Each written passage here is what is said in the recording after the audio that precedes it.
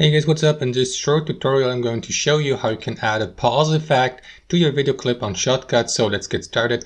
Now all you need to do, guys, is apply a freeze effect to your video clip. Let me show you how it's done. It's super quick and super simple. So let's say you have a video clip like that here on your video track. So let me play it in the preview mode really quickly. And now I'd like to add a pause effect, let's say here at the 5-second mark. So move your playhead to the 5-second mark, just like that. And what you want to do next, guys, is click on File here in the very top left corner, select Export from the drop-down menu, choose Frame, and select the location on your computer where you'd like to save your frame, for example in PNG or JPEG format.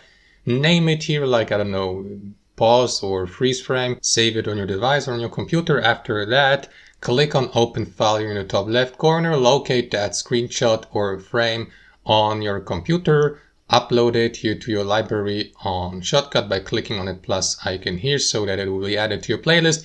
And next, guys, what you want to do is right click here on your video clip first and select split at playhead from the drop-down menu. Next, left click on the second or on the right part here of your video clip and move it more to the right to make some space for your freeze frame. And after that, simply move your PNG or JPEG freeze frame or screenshot here from your library to your timeline, just like that. Place it here. You can also adjust its length if you like, or duration by left clicking on its edge here and by sliding it to the right or the left. So let me make it, I don't know, let's say 3 seconds long. And after that, close that gap here by moving that second part of your video clip so that it snaps to your freeze frame screenshot, just like that. And in the last step, enjoy the fruits of your work by clicking on that play button here. As you can see, that video has been paused by simply applying a freeze frame effect. And that's basically it. Thanks for watching and have a wonderful day.